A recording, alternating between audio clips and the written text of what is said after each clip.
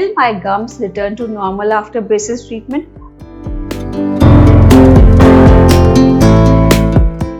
Hello friends, my name is doctor Pooja और friends आज हम बात करेंगे will my gums return to normal after braces treatment.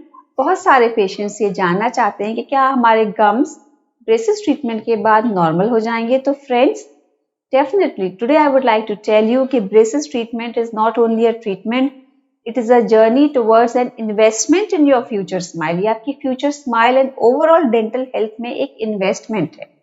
And no doubt इस treatment के दौरान हम आपको जितने एक्सप्लेनेशंस देते हैं, जितने इंस्ट्रक्शंस देते हैं regarding maintaining a very good oral hygiene might lead to a challenging task of maintaining good oral hygiene, and then it might lead up to swollen gums, sore gums and discomfort in your gums, जिसको हम बोलते हैं gingivitis यानी कि gums की swelling। और उसको अगर हम ट्रीट नहीं करते हैं तो वो प्रोग्रेस कर जाती है इवन मोर कॉम्प्लिकेटेड डिजीज में, दैट इज पेरोडाइटिस। तो फ्रेंड्स बने रहिए हमारे साथ और आज हम डिस्कस करेंगे कि क्या हमारे गम्स ब्रेसेस ट्रीटमेंट के बाद पहले की तरह हो जाते हैं या नहीं। तो friends proper toothpaste after every meal, इसके अलावा फ्लॉस और इंटरडेंटल ब्रशेस जैसा कि मैंने आपको बताया। इसके अलावा आपको एक रेगुलर माउथ वॉश को भी यूज करना चाहिए जो इंटरडेंटल एरिया से आपके गम मार्जिन्स और आपके अप्लायंस के बीच में से लॉज्ड फाइन फूड पार्टिकल्स को रिमूव करने में आपकी हेल्प कर सकता है। ऑल्दो फ्रेंड्स ये चीजें डिफिकल्ट हैं, चैलेंजिंग है and it is very hard to maintain the oral hygiene during the braces removal procedure. I know that. What do you expect after just removal of the braces is that कि आपको सबसे पहले आपके gums में soreness महसूस हो सकती है, यानी योर गम्स माइट बी सोर और little discomfort you might feel in your gums. इसके अलावा आपको थोड़ी बहुत सेंसिटिविटी भी हो सकती है और आपको लगता है कि आपके गम्स इन्फ्लेम्ड हैं। You might not feel normal.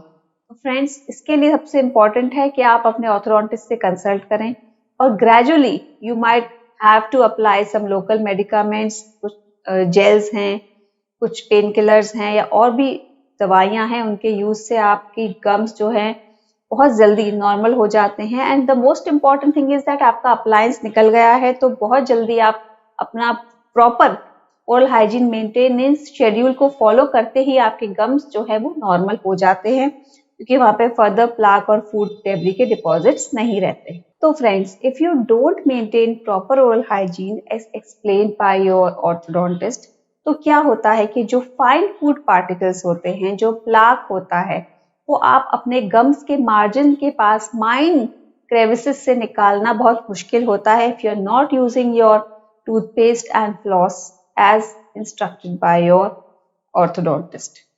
This might lead to further food lodgement and inflammation around the gum margin, which is called as gingivitis.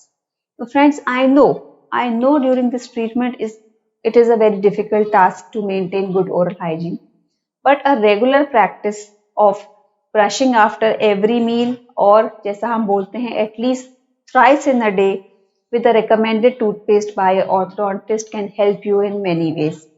इसके अलावा फ्रेंड्स दिन में एटलीस्ट एक बार आपको फ्लॉस का यूज करना चाहिए जो इंटरडेंटल जो भी प्लाक एक्यूमुलेशन है उसको रिमूव करने के लिए, या आप interdental small brushes, proxa brushes भी यूज कर सकते हैं to remove the food particles lodged between the appliance and your gum tissue.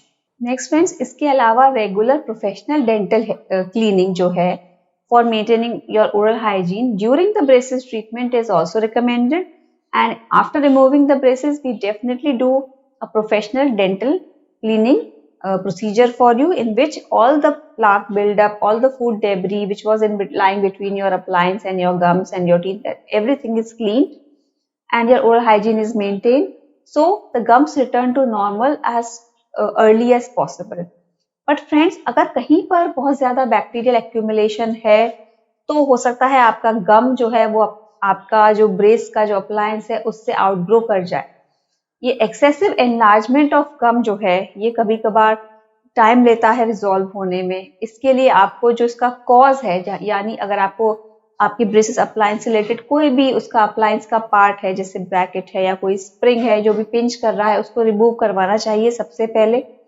And the gum will regress to its normal size in a very short time. If after removal of braces, you may apply the medicament suggested by your doctor, then also the gingival hypoplasia or the gum enlargement will return to normal very soon और आपकी gums एकदम normal हो जाएंगे.